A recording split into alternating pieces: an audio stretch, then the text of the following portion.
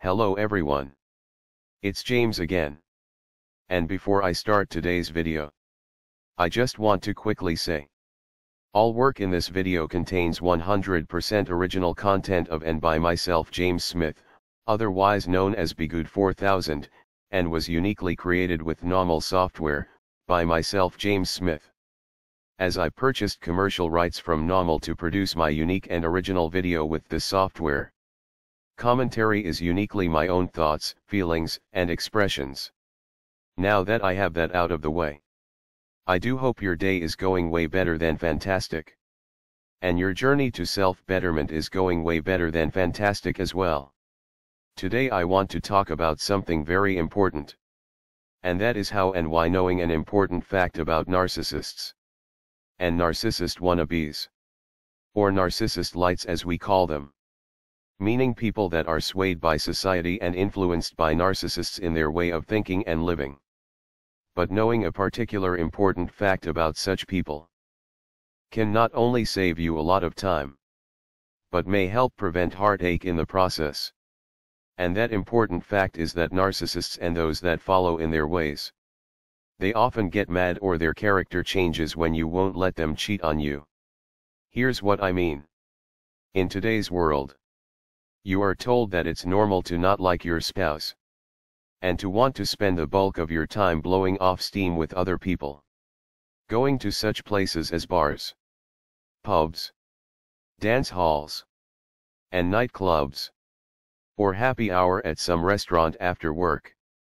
Now it's important to note that usually, not always, but usually the first 6 months to a year with such a person, it's just you and them.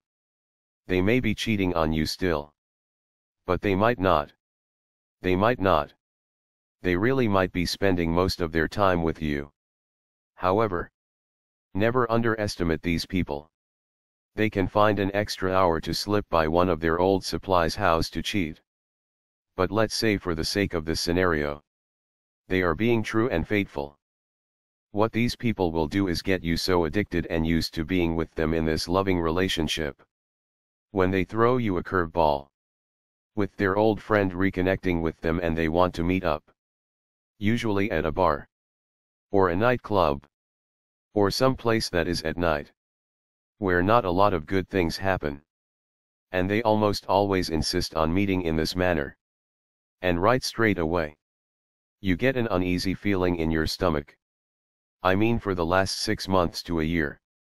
It's just you and this wonderful person that you love. And now all of it is changing.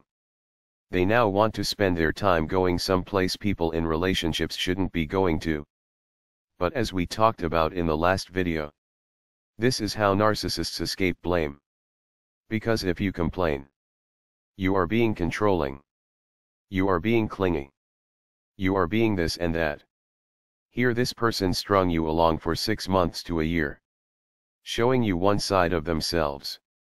And now they are showing you a different side. And for you having issues with it, you are the problem, not them.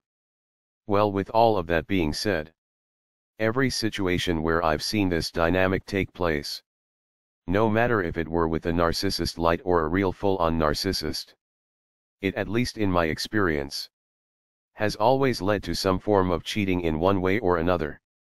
I've never seen things like that turn out innocently. So how does knowing this fact help protect you from wasting your time and from having to deal with heartache at the hands of a narcissist? Or a narcissist light? And sadly most narcissist lights have a narcissist best friend pulling their strings. But here's how knowing this fact will help you. Because let's say you are on month 1 of dating this person, and you both start having those talks with one another regarding what are we? You see, sadly these talks don't go as far as they should. They end with, okay, I guess we are exclusively dating each other now. And that's it. However, boundaries aren't talked about nor discussed. As I mentioned in the last video, it's so important that you have regular, and I do mean regular healthy conversations with your boyfriend or girlfriend, or your husband and or wife about life and the many pitfalls that are waiting for you. and how you both can avoid such pitfalls. As of late there are some male political figures and businessmen that made it public that they do not have meetings with those of the opposite sex alone. And many times they will make sure their wife is right there with them. Now here's the thing. I'm pretty sure the wife has the same agreement. She's likely not meeting up with old male friends from her college days all alone. Now there were a lot of people that in the media that slammed such personal boundaries. But I'm pretty sure these couples are okay. No matter you like them or don't like them. They will likely stay married until death do they part. And I'm pretty sure they had the same talks that we are referring to here today. And in the case of high-profile businessmen and politicians, they might have had the ability to see ahead of themselves. And understood that there are always going to be people to try to use certain temptations and weaknesses to get a political edge or gain. But if he's not meeting with certain people alone, this edge or this gain is now taken off of the table. But let's say these people are just regular individuals. Not high-powered businessmen or women. Or politicians. Sitting down and having these very real and very important conversations can put a narcissist or another toxic person on their heels, so to speak. And you can quickly weed out those that really aren't serious about you. And they are just feeding you a line. Usually when the topic comes up regarding what are we, the narcissist expects things to end with, okay, we are now boyfriend and girlfriend. We are dating. The end. But if you say, well, before we become exclusive here, I have some boundaries and things that are important to me, as I believe they are important to having a successful and happy relationship.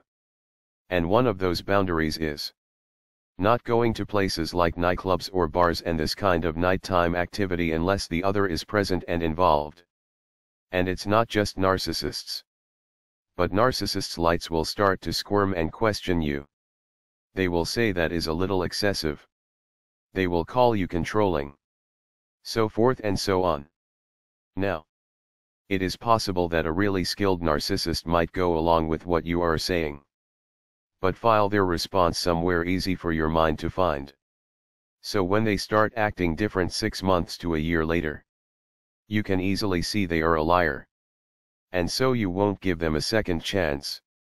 However, most of the time, you will see them right on the first conversation. They will try to make a case that what you are saying to them is somehow not normal and stupid. Now mind you, all of this is happening on month 1 or month 2. How perfect is that? You see, I've been watching some reruns of the television show Cheaters. And it's so sad. People that have invested years of their lives with people that don't really care about them or really love them at all. And again, as I mentioned in the last video, though we can go over again and again, and metaphorically beat ourselves up, the truth of the matter is, it was the narcissist that was the one from day one that was looking to use you. But with that being said, this simple conversation might have saved them years of investment. It might have saved me and you in the same way. Because you might say to yourself, why is this person fighting so hard to do something that isn't right? But you see, society will call you clingy and this and that. No. It's called wanting to have a stable home environment. And if someone has issue with some real basic boundaries, such as you not wanting to date or be with someone that goes to bars or clubs, or other places that aren't conducive to a long-term relationship, if they get upset at you even bringing it up during your first serious relationship talk, then what they are telling you loud and clear, that they plan on doing this to you in the future. And that's the reason why they are getting upset and calling you insecure. And all of these other names.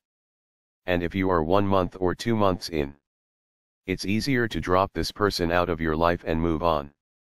And you can find someone that is decent, honest, and that has the fear of God in them. Someone that when such a conversation comes up, they not only are okay with it, They actually understand why. As they have been through some things themselves. I mean, it's common courtesy. Let's say you are a woman in your 20s. And you worked with a nice older man in their 80s. There is no interest there whatsoever. They contact you and you want to meet up to see how each other is doing. You promptly tell your boyfriend. You explain that the man is in his 80s and possibly is sick. And that you would like your boyfriend to come along to meet this former co-worker of hers at a nearby coffee shop. And the same if the roles were reversed. Look, honey. This woman I worked with, I see as a grandmother figure to me. She is totally sweet. And I would like you to meet her. But other than that, if this so-called friend comes out of the woodwork and asks you to go places you shouldn't go, let them know. I'm in a serious relationship that I'm trying to make work. I'm no longer interested in such places. Or yes, it would be great to go out dancing again. My girlfriend and I can meet you at such and such. At such and such a time. Stay for a little bit. Dance a few songs. And leave early. If your friends don't respect your boundaries and you bringing your significant other with you to have fun, and they don't respect you leaving early, they are like the crabs in a bucket. I talked about in my last video. Be mindful of those that want to pull you away from someone that hasn't done one bad thing to you and that cares about you. But back on track. It's these important conversations that can get narcissist and or a narcissist light to drop their mask earlier than the 6 months to a year. Which is usually their time frame. Yes. They can hold their mask on for decades if need be.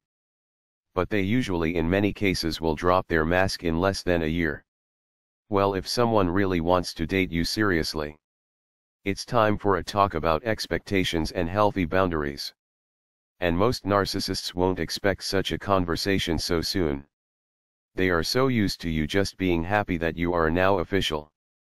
However, if you want to go over boundaries, meaning no nightclubs and hitting the town at night with the so-called friends, this might allow them to accidentally break character.